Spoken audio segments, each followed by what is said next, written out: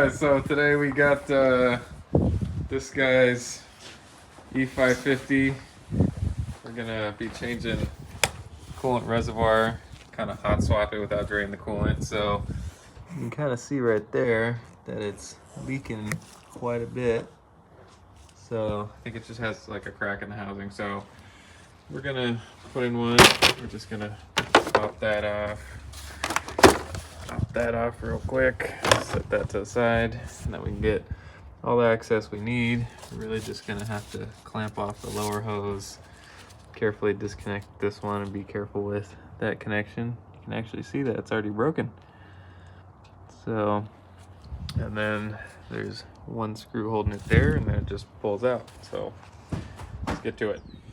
Next thing we can do, we probably pop this out too, and then we can carefully lift this up, even though it's already broken, but we'll just, yep, see how it just kind of shattered.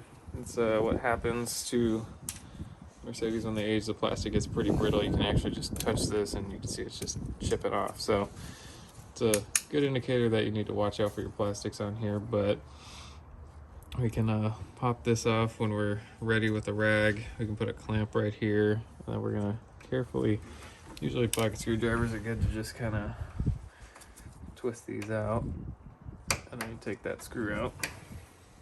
So you can see right here is that clip, so it just kind of screws out, keeps the little bit there in. So you probably like pry up on it something, and it's just a Phillips head, so that pops out pretty easy.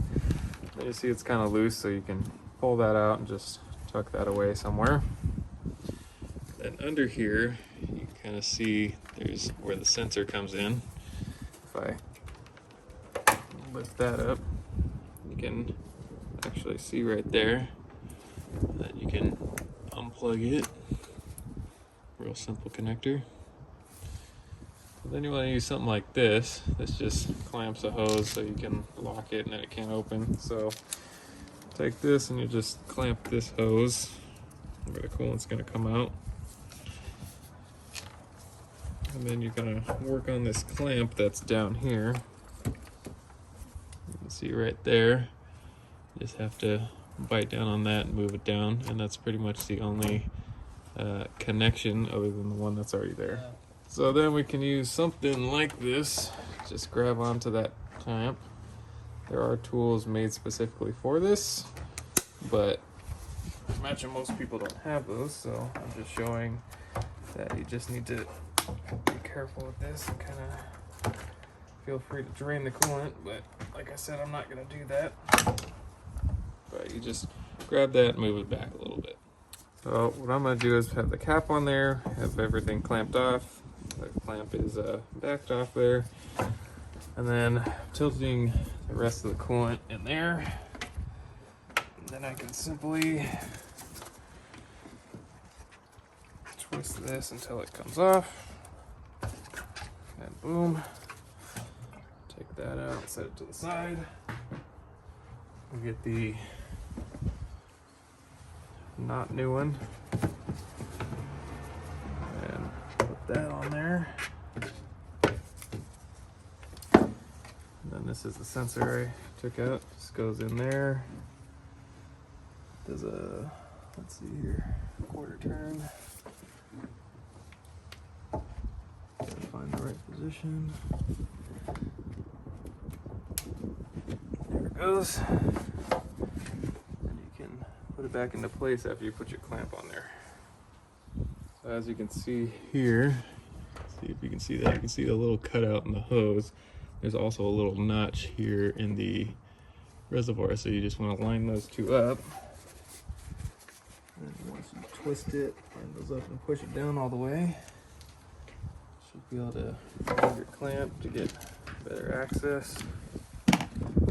Use your pliers to move your clamp back into the same position.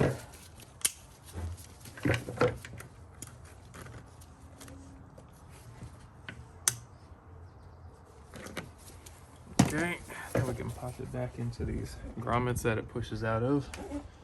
Should be able to see there's just two here. Make sure your wiring's out of the way.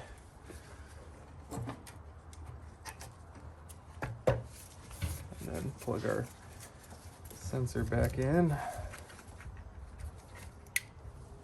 Awesome.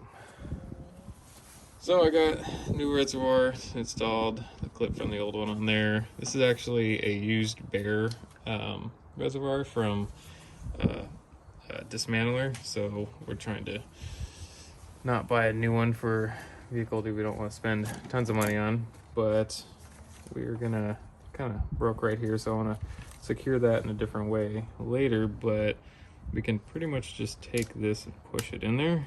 And you just want to make sure that it's all the way in and that clip is flat so that it does not come back out. And so from there, you just top off the coolant. You shouldn't have any air bubbles because we only let air in up to this point. And then just top off your coolant and use the approved Mercedes blue stuff. And then you can pop your little bits like this back over here. We should be good to go from there. And then put your engine cover on and you're good. All right, so that's how you kind of hot swap the coolant reservoir. You can of course watch the 220 radiator replacement video or the water pump video to see how to properly drain the coolant from the bottom if you really want to, but I think it's a lot, save a lot of time doing it this way. It's just as easy. So if you have any questions or comments, leave them below and like and subscribe for more. Thanks for watching, everybody.